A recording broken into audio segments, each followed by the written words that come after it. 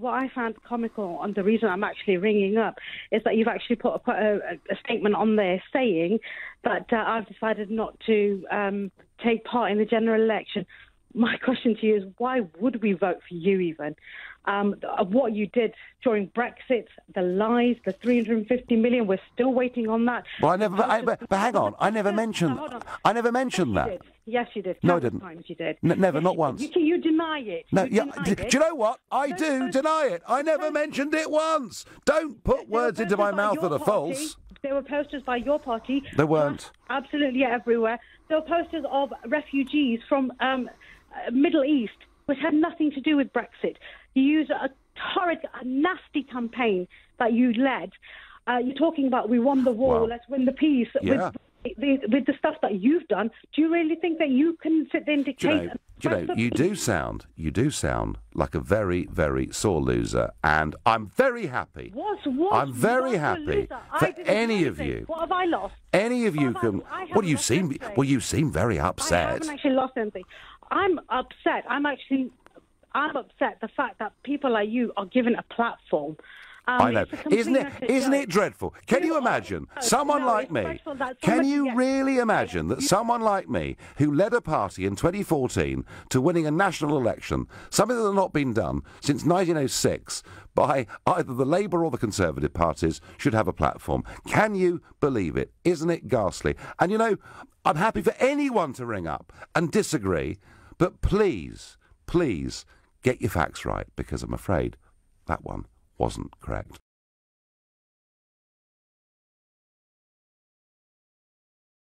Good evening, Nigel. I think you're making a mountain out of a molehill here, mate. I know you don't like this guy, but you're using this as a platform to have a pop at him. I mean, all he said is something that you fundamentally disagree with. He's your mate. Obviously, Donald's your mate across the pond.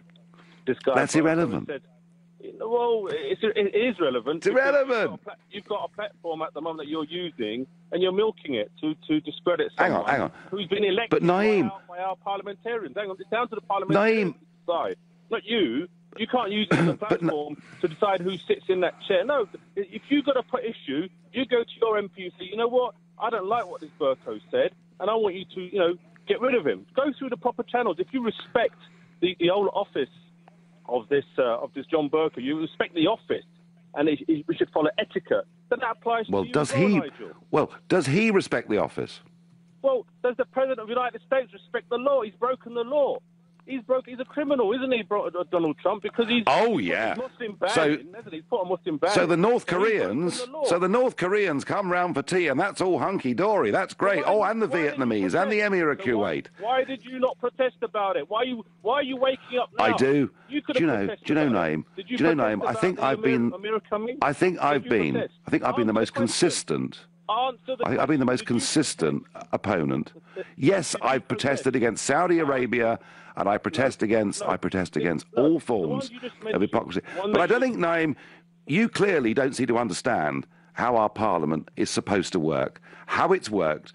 Going back to the 13th century, we had our constitutional expert, Craig, on at the beginning of this programme, who said he cannot think of any precedent in the history of our Parliament where a speaker has so overstepped the mark. And listen, Naeem, you rang up for a row. It was great fun.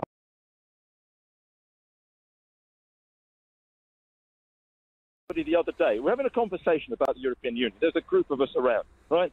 And I said, "Oh, my mother's German." He said, "Oh, well, you're going back to Germany soon, then, will you?"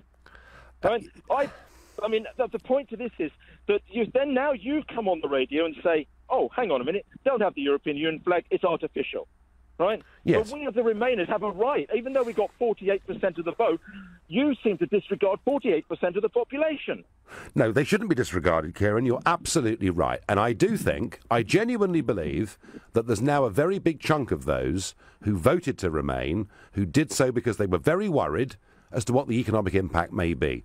They were told by the Governor of the Bank of England, who for some reason is still in his job, they were told by the Chancellor, who mercifully has gone, that terrible things would happen to us if we voted to remain. They can now see that those scare stories were scare stories, and now there's a large chunk, Kieran, of people who voted to remain, who now accept the result was leave, and think we should get on with it. But I'm going to ask you again the question.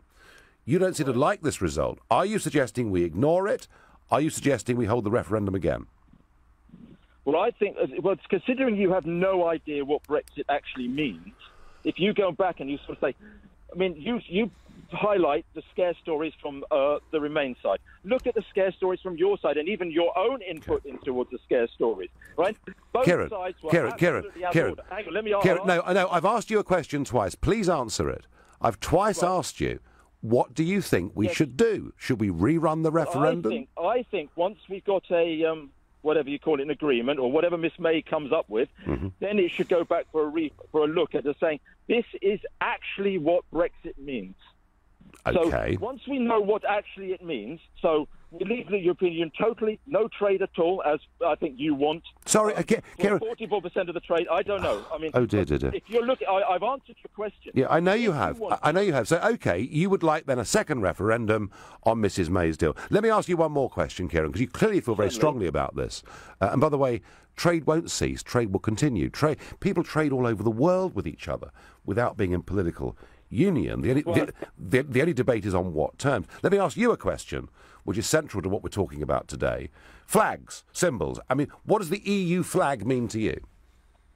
Well, it just basically means, it's quite simple. Just people say the British flag or the Union Jack or the Scottish flag, whatever it is, means as part of your cultural heritage that you are part of the European Union. Now, that means a hell of a lot of things. That's a free trade movement. Well, I come to agree with that there needs to be some form of control over people moving freely, but that doesn't mean we throw over BBB out with the bathwater. No, sure. But Kieran, yes, go on. Kieran, look, you and I could argue the politics of this and trade arguments forever, and you feel very strongly about it, and I feel very strongly about it. But let me ask you, okay, Kieran, you tonight, in your front window, have to display a flag. Which flag are you, Kieran, British citizen with a German mother? You can only fly one. Which flag goes in your window? Is it the Union flag or is it the European Union flag? Well, that's a nasty question, considering I don't actually fly flags. But well, just suppose you did. Come on, humour me, please. I probably would fly the European Union flag. All right, Kieran, that's fine. That's an honest answer to it all. And by the way, I wish you luck with your foreign food business. I could well be one of your customers. I love European food and foreign food, and I hope we're going to have more of it as we make more friendships with the rest of the world, not just be entangled with our next-door neighbours in Europe.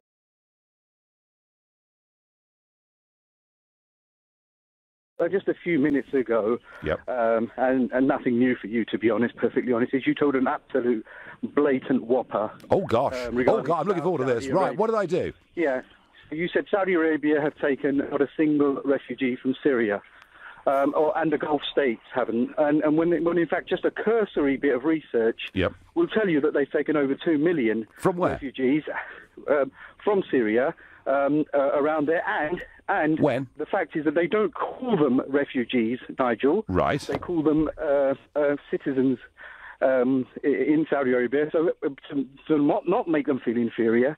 So, and you know that for a fact, Nigel, whatever. But you keep telling these whopping lies because your audience laps it up. So it really is utterly fascinating because you are. And it's just like your bus. It's just like your, your queue.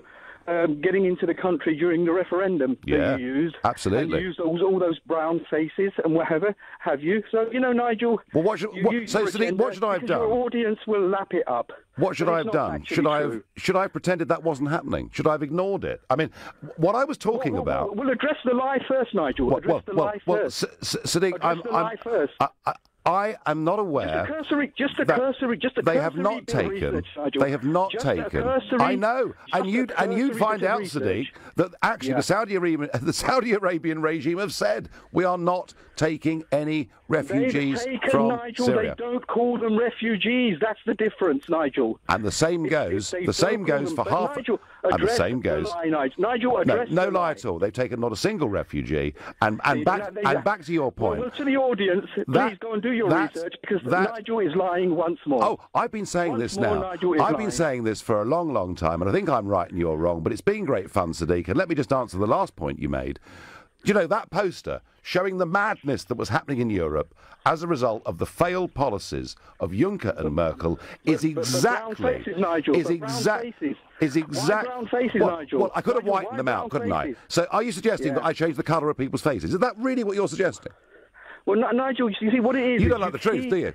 You don't like the truth. You don't like the truth, do you? The fact is, the fact is, so your lie about Saudi Arabia. So your lie about Saudi Arabia and the Gulf States. So tell me, what is your source for this? What is your source for this? Sorry.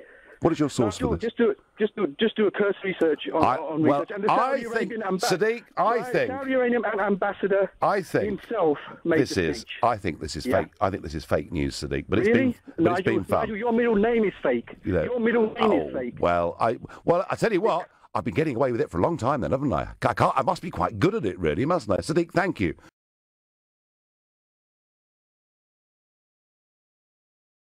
What is it you gaining from attacking Islam and Muslims week in, week out? How dare you, last 2 weeks, you mentioned about the reformation of Islam. What do you know about my religion to even say that? How dare you, sir? How dare you? Okay, you invaded our countries. You've given our land, Israel. You gave it to white Europeans. You've taken two American continents with 70 million dead over 200 years. New Zealand, Australia. You created Gaddafi, Saudi kings. You created Saddam Hussein. You created Al Qaeda. You created ISIS. What else do you want? Malik, Malik, hang on. Whoa. Now, listen, I may have done some bad things in my life, but I don't think I'm personally responsible for everything that's happened over the course of the last 4 centuries. Let me ask you a quick question. Yeah, we have talked about problems within the religion of Islam. I've always, Malik, made it clear, I am not your opponent, but would you not agree with me that there are, within some sections of your religion, a problem? Come on, tell me what you know about Islam. Tell me, come on, tell me what's the problem. Well, what I know... No, go on. What I know... Go on. Oh, you don't want to listen. What I know is that the later parts of the Quran are perhaps unpleasant in a way that many would say the earlier parts of the Bible, perhaps in the modern world, create a problem. And it's all about interpretation. I challenge you, there are 100% more violent terms in the Bible than there are in the Quran. I'll give you an example. Tell me one instance in history where a conqueror entered a city and let everyone free. Tell me. Give me an example. Malik, go on. Malik, if we're going to have a theological debate, and there isn't time now, you're quite right. Hang on. There are earlier parts of the Bible that many today, in the 21st century, would object to, but very little that anyone would object to that appears in the New Testament. And with the Quran, it is somewhat the other way round, and this is about interpretation. Malik, I just want to say this to you. You know, I am not against your religion in any way at all. I'm against extremists in your religion that make your life in this country considerably more difficult. And Malik, surely, would it not be sensible for countries like America and Britain to do their utmost to stop terrorists coming in? Yeah, tell me, who's created them? Well, Malik, I cannot, and I do take your point, and the previous caller, Nathaniel, made a similar point. I was against the Iraq war. I was against the Libyan war, for goodness sake. It isn't all my fault. Not all of it. It's the other dark forces, and you're just a pawn in their game. I tell you who's the evil of this. It's the distraction, which is Israel, creating all these ISIS and the rest of them. Well, and if you tell me now, Malik, I think we are heading into prejudicial territory here, because when I hear people objecting to the very existence of Israel, I begin to ask myself where religious tolerance begins and where it ends.